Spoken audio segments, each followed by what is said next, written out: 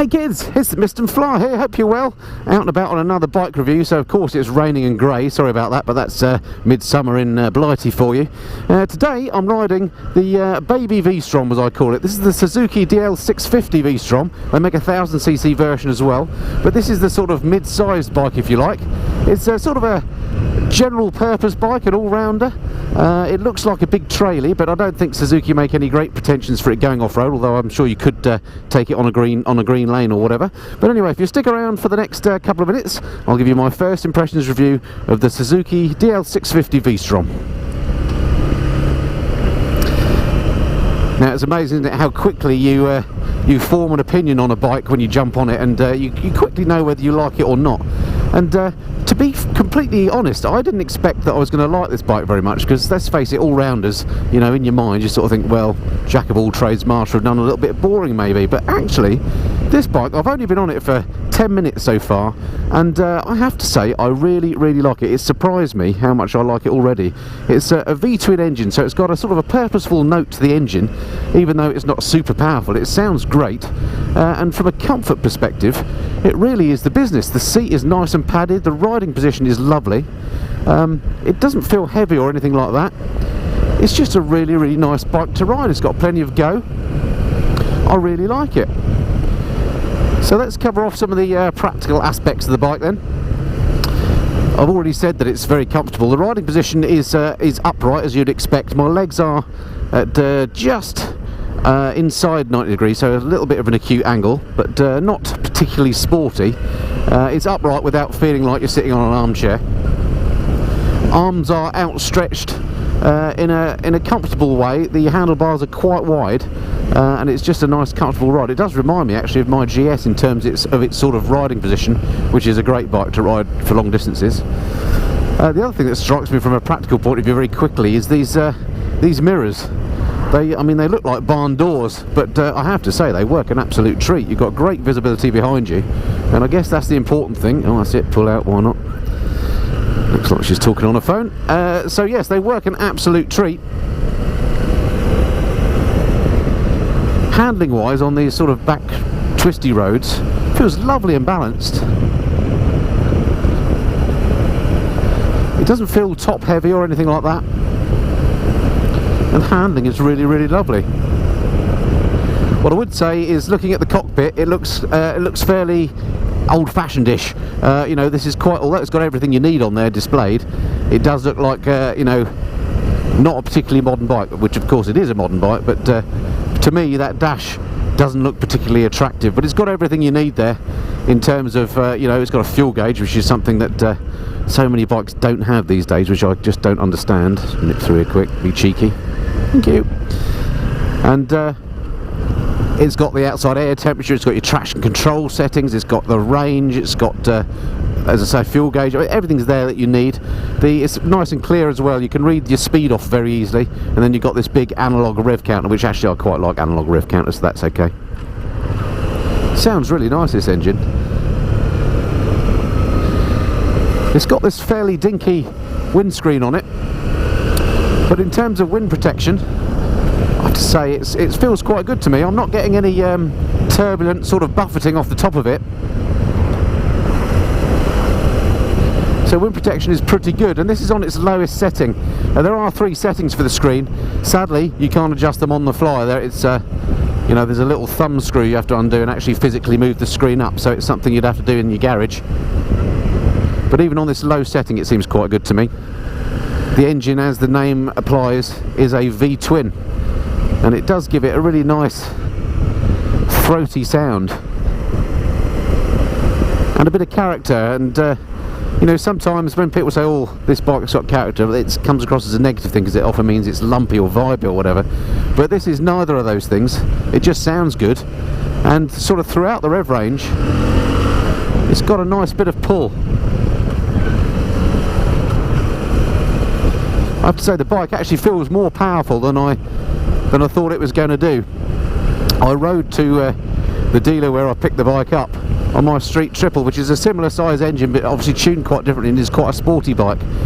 Well, this doesn't feel like that, but it's not a million miles away.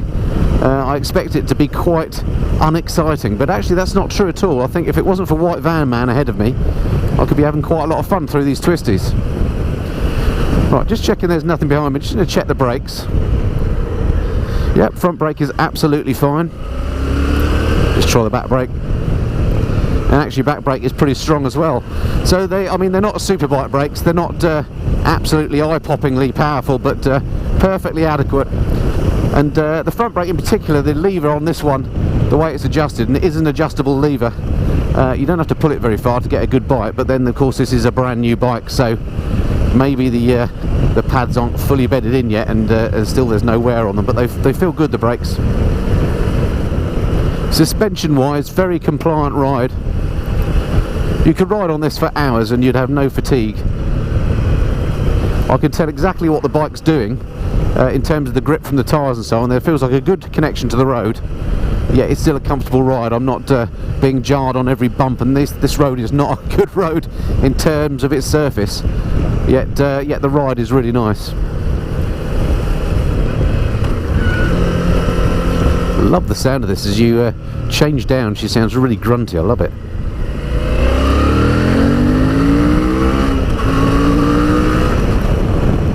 Yeah, this is a bike you could have some fun on. It really is. Just give you a wipe. Hoping you can see this okay. The weather really isn't that lovely today. It's certainly a real world test. This is the sort of weather that you're probably going to be riding in if you're in Blighty. Gearbox is lovely and positive. No false neutrals or difficulty getting her into neutral. I haven't ridden that many Suzukis, and I have to say I'm very impressed with this one. It feels really nice. I had seen a few reviews on the internet which well, let's say less than sparkling about the bike, so I didn't have high expectations, but frankly I think they're wrong. It's a nice bike. So in terms of electronics, there's nothing too fancy on the bike. It's a fairly basic bike. It is of course Euro 4 compliant, so it does have ABS, and it also has traction control, but don't be fooled by this button marked mode here. This changes things like the trip counter and the range computer and so on the dash. It's not riding modes, but personally I think riding modes sometimes are a bit of smoke and mirrors, so I wouldn't miss that.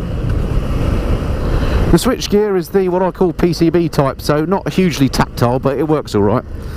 Let's pull in here and show you around the bike. Find somewhere where there's a little bit of light. Lovely spot here.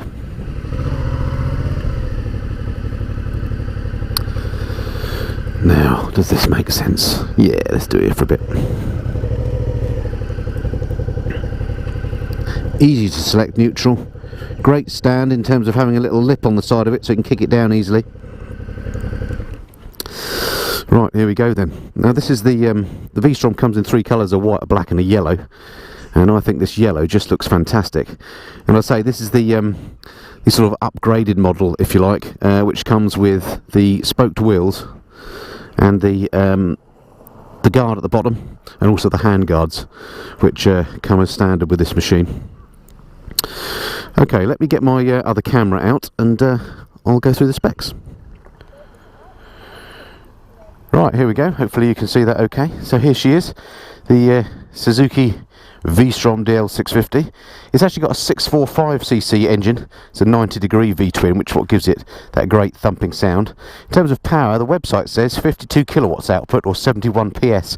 I did a big quick conversion. That's actually 70 brake horsepower at 8,800 RPM. Puts out 62 newton meters of torque at 6,500 RPM.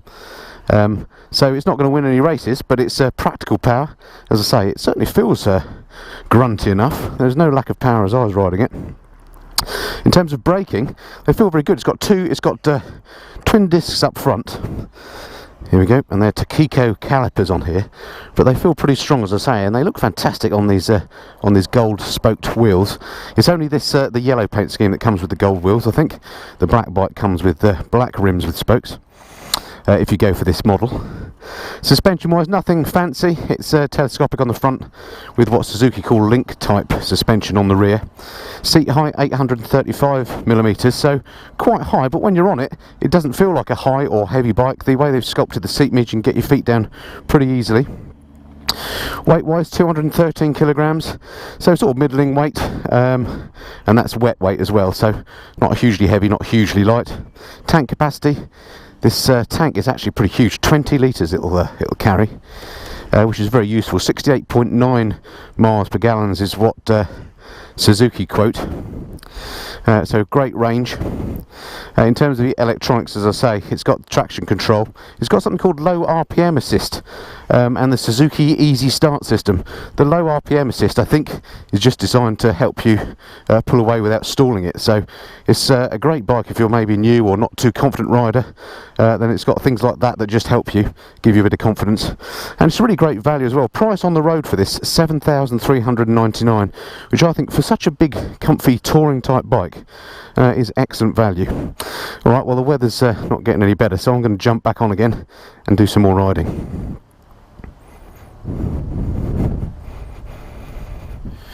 Really think this is a nice looking bike, very purposeful. It's I guess its competitors are things like the Yamaha MT-07, which is a great bike as well, but I have to say this just feels a little bit more grown up to me, a bit more of a substantial machine. Not that it feels heavy or anything like that, but it just feels nice and stable, and a bit more of a serious machine. So I must just take this opportunity to thank Pete and the guys up at the Suzuki dealer in Chesham. You can let me borrow the bike for the review. Go and give them a shout if you're in the area. They've got loads of demonstrators, and they sell all sorts of kit up there as well, so it's worth a visit if you're in the area. Right, slightly faster bit of road here. Let's just have a chance to open her up slightly here with any luck, if I don't meet White Van Man.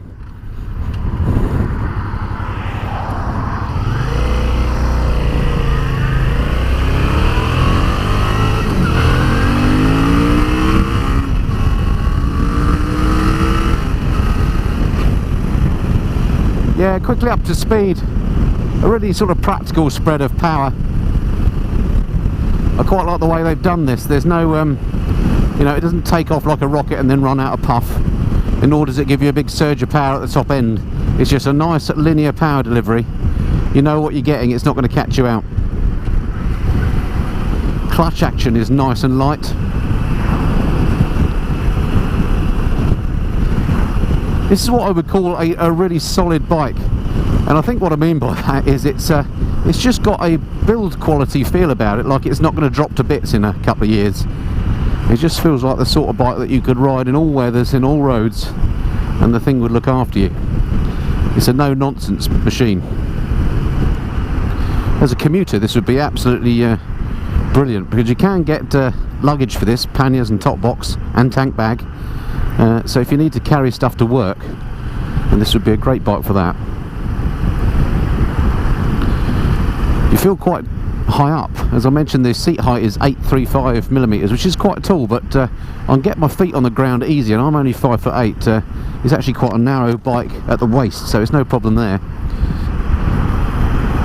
But it does mean you have a sort of commanding view over traffic, which again, great if you're going to use it for commuting. How is that? Nothing behind. Get past the bus while I can. Having said I don't much like the instrument display, I have to say it's very clear. Again, it's kind of no nonsense. The stuff's there that you need to see, and you can see it easily. Once again, I find myself behind a white van. Excellent.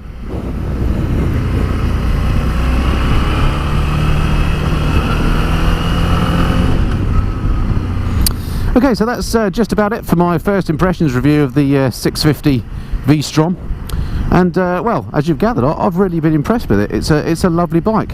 You know, it's not a sports bike, it's not a bike for throwing around the lanes of a Sunday afternoon in the sunshine, although you could do that. This is as I say, a general purpose all-rounder, and in that role this is absolutely brilliant. I'm just trying to think of other bikes that I've ridden that of this type that I've liked more. I do like the Yamaha MTO range, but this one I think feels a bit more solid, as I say, a little bit more grown up than those bikes. I think if I were just having one bike and I wanted a 650, or maybe I was a newer rider and it was my first big bike and I wanted a bike of this type, then this would absolutely fit the bill. It's well worth having a go on one of these if you're in this market. If you could only have one bike, this really is a sort of a do-it-all. It's comfortable, it goes well, it looks nice, particularly in this yellow paint scheme. Yellow doesn't suit all bikes, but I think it looks great on this one. Got a great fuel range. Really like it. So there we are. Well done, Suzuki. I'm going to have to arrange now to ride the 1000cc version and see how that stacks up. But if it's anything like the 650, then it's going to be a great bike. Okay, I hope that's been of some interest to you. Look forward to speaking to you next time. Until then, this has been the Mr. Flyer. Cheerio.